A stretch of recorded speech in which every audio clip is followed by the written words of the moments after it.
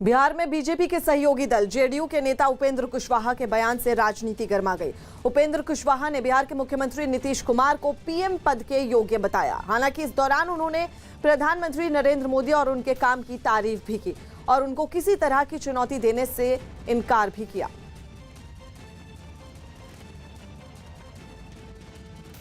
आज की तारीख में नरेंद्र मोदी जी देश के प्रधानमंत्री हैं।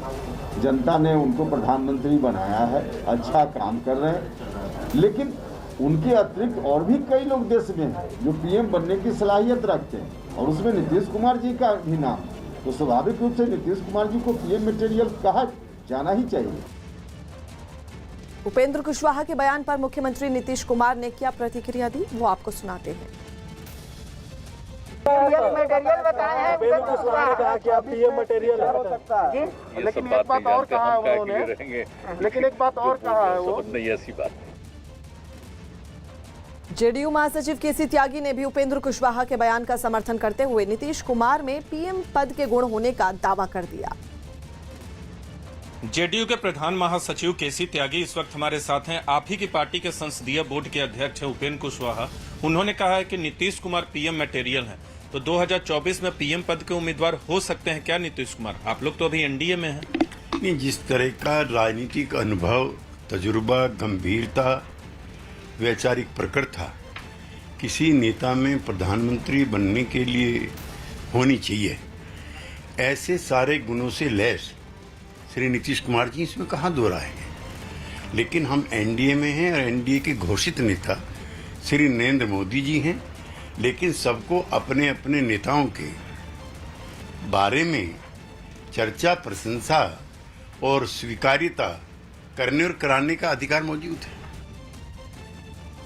उपेंद्र कुशवाहा के बयान पर बीजेपी की प्रतिक्रिया भी सामने आई। बीजेपी ने उपेंद्र कुशवाहा के बयान को कार्यकर्ताओं का मनोबल बढ़ाने के लिए दिया गया बयान बताया।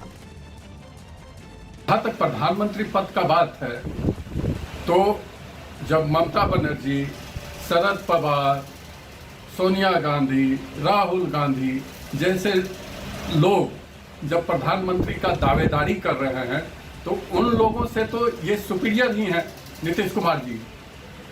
तो ये भी इनका भी दावेदारी कोई करवाता है तो उनसे बेहतर है।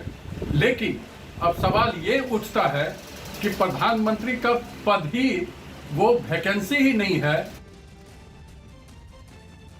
इस पूरे मुद्दे पर वीआईपी पार्टी ने क्या कहा, वो भी सुनिए। इसमें कोई संदेह नहीं है, श्री नीतीश कुमार जी पीएम पद के लिए कैपेबल हैं, क्योंकि उन्हें 15 साल से ज्यादा गठबंधन की सरकार चलाने का अनुभव है। लेकिन केंद्र में अभी वैकेंसी नहीं है। श्री नरेंद्र मोदी जी भारत के प्रधानमंत्री हैं और 2024 में भी भारत के प्रधानमंत्री पद के उम्मीदवार श्री नरेंद्र मोदी जी होंगे। उधर आरजेडी ने उपेंद्र कुशवाहा के बयान पर तंज करते हुए नीतीश कुमार को ही घेरने की कोशिश की। जेडीयू संसदीय बोर्ड के अध्यक्ष हैं श्री उपेंद्र कुशवाहा जी, वो कह रहे हैं नीतीश कुमार जी पीएम मटेरियल हैं। ये रह रह करके जेडीयू के नेताओं को कीड़ा काटता है और वो पीएम मटेरियल नीतीश कुमार जी को बताने लगते हैं।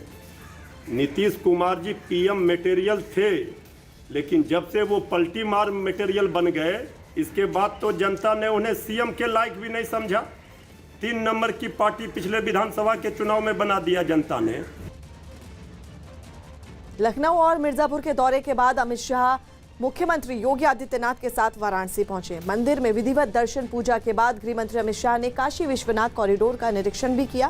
काशी में बाबा भोलेनाथ के दर्शन के साथ ही अमित शाह का एक दिन का ये यूपी दौरा भी समाप्त हो गया। लेकिन जिस तरह अमित शाह ने इस दौरे के दौरान यूपी में एक बार फिर बीजेपी सरकार आने का ऐलान किया, उसे देखकर तो ऐसा लगता है कि जल्द ही सूबे की सियासत गरमाने वाली है।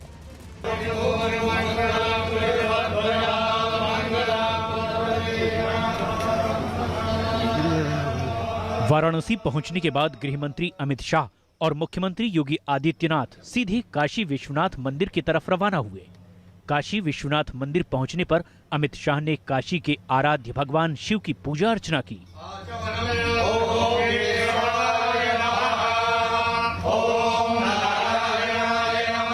मंदिर में विधिवत दर्शन पूजन के बाद गृह मंत्री अमित शाह ने काशी विश्वनाथ कॉरिडोर का निरीक्षण भी किया।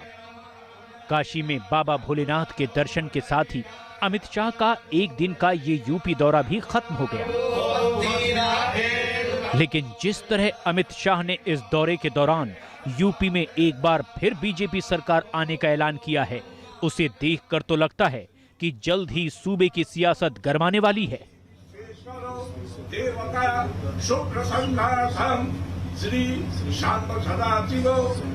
जिस तरह बीजेपी के चाणक्य कहे जाने वाले गृह मंत्री अमित शाह ने यूपी दौरा किया है, उसे कई मायनों में अहम भी माना जा रहा है।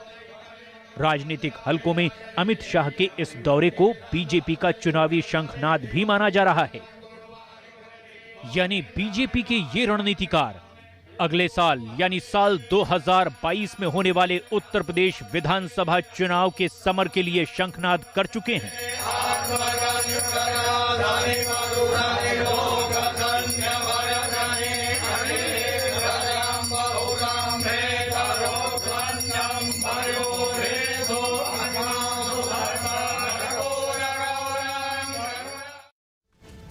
प्रधानमंत्री मोदी आज ई-रूपी योजना